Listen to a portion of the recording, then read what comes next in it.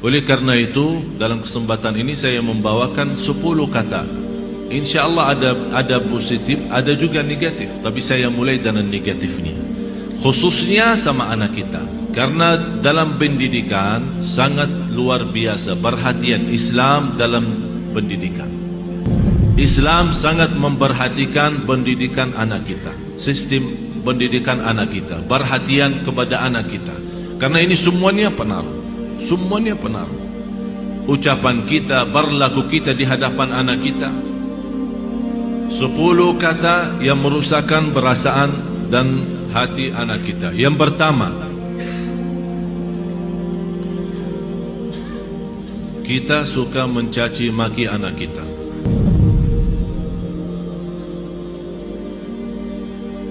Ini sebuah bahaya. Apalagi kalau kita lagi emosi. Dan saya selalu sampaikan kepada jemaah, kalau lagi emosi, jauh daripada anak. Jauh. Jangan jadikan anak korban. Saya tidak enak membawa ucapannya karena kita di dalam masjid. Tapi ada banyak yang saya heran mengucapkan kata-kata yang saya malu sampaikan. Sama siapa? Sama anaknya sendiri. Kalau sama orang lain kita malu mengucapkan, apalagi sama anak kita.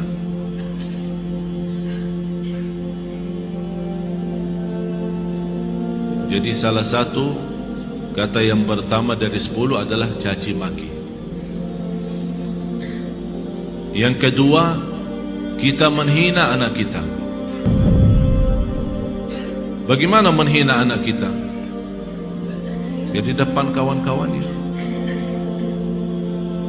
Kalau dia bersama kawan-kawannya di dalam kelas atau di sekolah, kita datang jemput atau hantar, tapi kita suka menghina anak kita di hadapan mereka.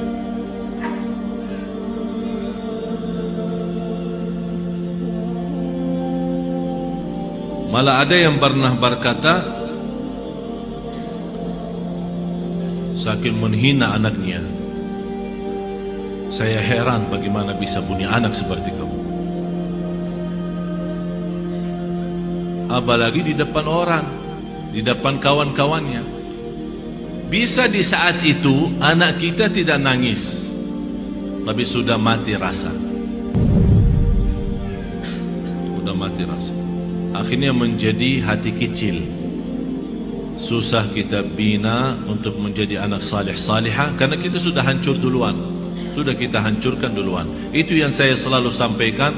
Itulah namanya durhaka orang tua kepada anak sebelum anak durhaka kepada orang tua. Atau kalau dia punya saudara banyak, jangan menghina. Kalau ada sebuah berlaku yang tidak bisa kita terima, kita bisa nasihati dengan cara yang baik, bukan di depan orang.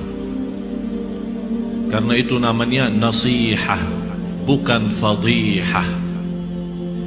Nasihah adalah mengingatkan dengan cara yang baik, tapi fadihah membukakan aibnya di hadapan orang.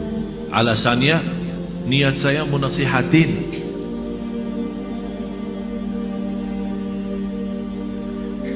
Yang ketiga, selalu kita suka membawa bandingannya dia sama orang lain.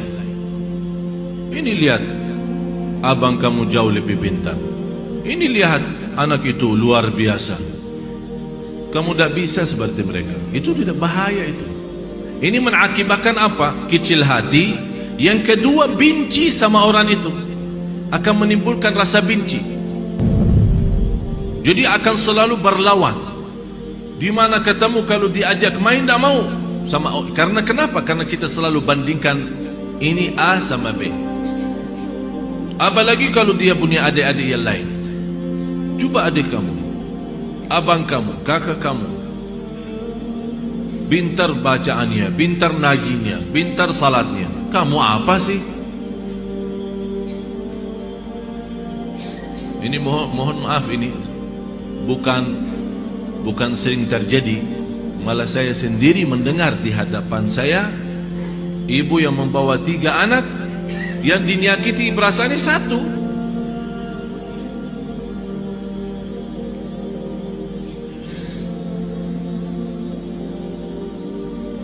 Bahaya lidah itu, bahaya. Jadi jangan kita membandingkan anak sama orang lain.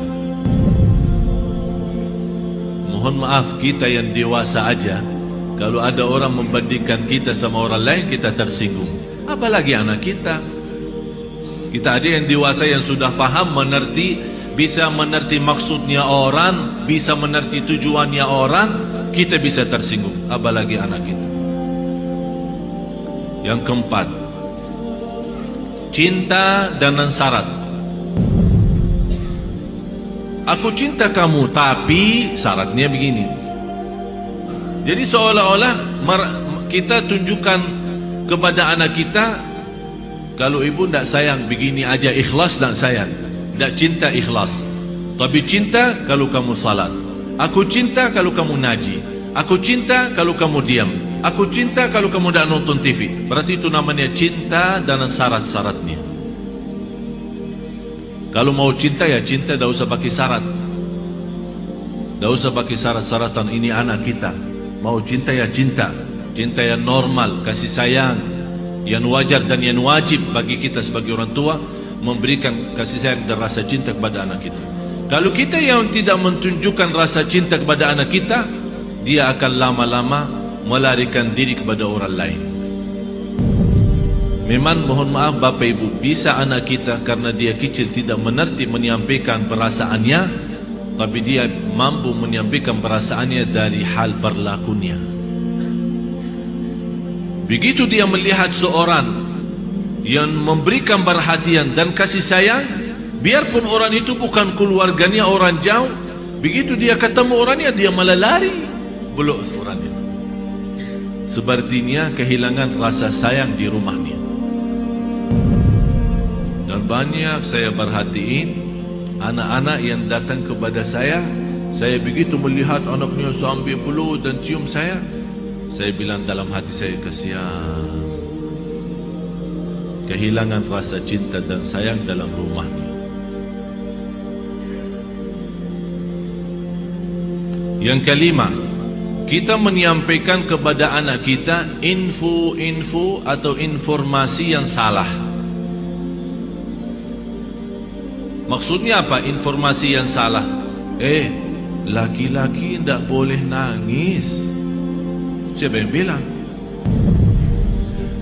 Bapak-bapak nangis enggak? Nangis kan? Berarti salah kita berkata sama anak kita, kalau laki-laki tidak boleh nangis. Siapa yang bilang? Biarin dia nangis. Kalau dia nangis, ayo nangis lagi sayang. Bukan laki-laki tidak boleh nangis. Itu membuat apa? Mengakibatkan sakit jiwa. Karena setiap dia mau nangis, dia bertahan. Alasannya informasi yang salah, laki-laki tidak boleh nangis. Akhirnya dia tahan-tahan, menjadi beban, lama-lama sakit jiwa. Betul, ini betul. Jangan dianggap tidak terlalu. Terlalu.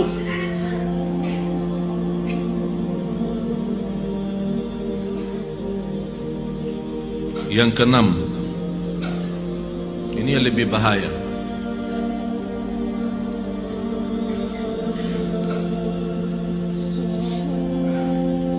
Kita selalu memberikan ancaman. Ayo makan habisin, kalau tidak datang hantu.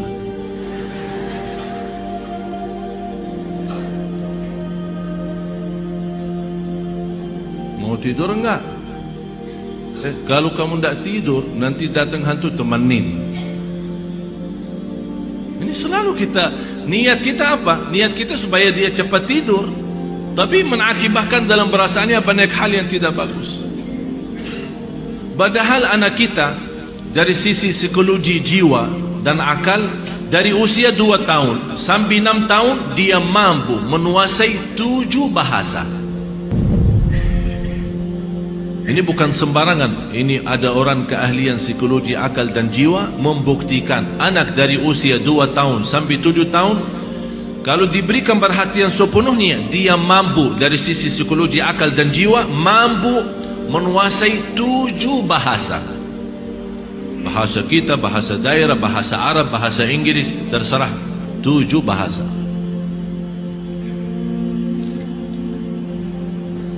Tapi kenapa kita sia-siakan kesempatan ini yang masih luar biasa? Kenapa kita siakan? Yang ketujuh, kita selalu melarang anak kita berlaku sesuatu tapi tanpa sebab. Artinya tanpa menjelaskan kenapa. Tak boleh ini. Dia minta sesuatu, tidak ada. Saya mau ke sana, tidak boleh. Saya tidak ada, diam sini. Jadi kita suka larang, tidak boleh, tidak ada, tidak bisa, tapi kita tambah menjelaskan sebabnya. Kalau anda mau larang, tolong jelasin sebabnya. Tak boleh nonton TV kalau sudah malam, karena nanti mengganggu matamu. Ini ada alasan kenapa kita larang. Kalau makan sampai habiskan makanannya, karena di dalam makanan ada barakah. Kita tidak tahu di barakahnya yang di mana.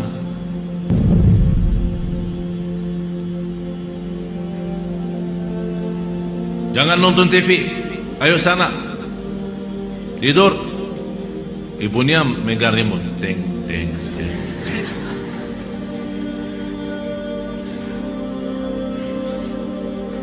Anak kita bisa pendiam ya. Mungkin ada di antara anak ibu-ibu yang suka lawan, tapi ada yang diam sudah masuk ke kamarnya. Tapi Allah Maha tahu perasaannya apa di saat itu. Dilarang nonton TV, malah ibunya enak-enak nonton TV.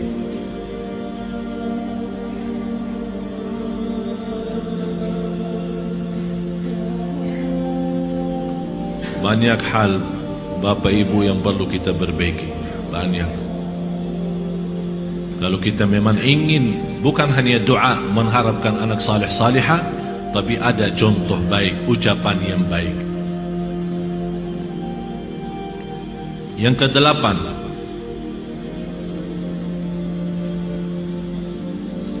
menghancurkan perasaan atau menghancurkan kepercayaan anak terhadap dirinya. Kamu bodoh selama-lamanya, tak bakal jadi pintar. Astagfirullahaladzim, ada orang sejahat itu. Jadi walaupun dia sudah ada niat untuk berikhtiar, berusaha, kita sudah habis-habisan, tak ada. Memang kamu diciptakan oleh Allah bodoh seperti ini. Saya nyesal punya anak seperti kamu. Saya benci hari kelahiran kamu. Bapak Ibu, saya mengucapkan ini bukan dari saya. Saya punya telinga mendengar apa yang kata orang. Masa saya benci hari kelahiranku, hari kelahiran kamu? Jadi seolah-olah mengikatkan hari kelahiran anak kita hari misal Sabtu. Jadi saya benci Sabtu gara-gara kamu. Ya Allah, ini sudah betul-betul menghancurkan total anak kita. Yang ke-9, kita berdoa terhadap anak kita doa yang buruk. Saking kesal perasaan kita sama anak kita, dan dia keluar dari rumah tanpa minta izin dan ridha kita, langsung kita, mudah-mudahan kamu celaka. Rasulullah sallallahu alaihi wasallam melarang orang tua mendoakan anaknya buruk. Kalau terjadi diijabah doanya akan nyesal, kata Rasulullah. Biarpun ibunya, biarpun bapaknya betul-betul sakit hati sama anak, begitu dia mendoakan celaka, terjadi kecelakaan itu, pasti dia nyesal dan sedih, bisa nangis, dan bisa tidak memaafkan dirinya terhadap apa yang telah dia ucapkan. Kalau anda tidak mampu saking sakit hati sama anak kita, tidak bisa mendoakan baik, kembali lagi, lebih baik diam. Kalau tidak bisa berdoa baik, lebih baik diam. Tapi bahaya, jangan mendoakan anak ni celaka. Yang ke-10, kita suka membongkar dan membuka aib anak kita di hadapan orang lain.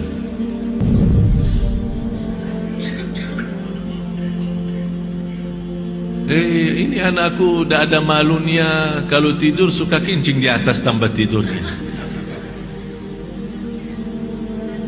suka buang air di tempat tidur.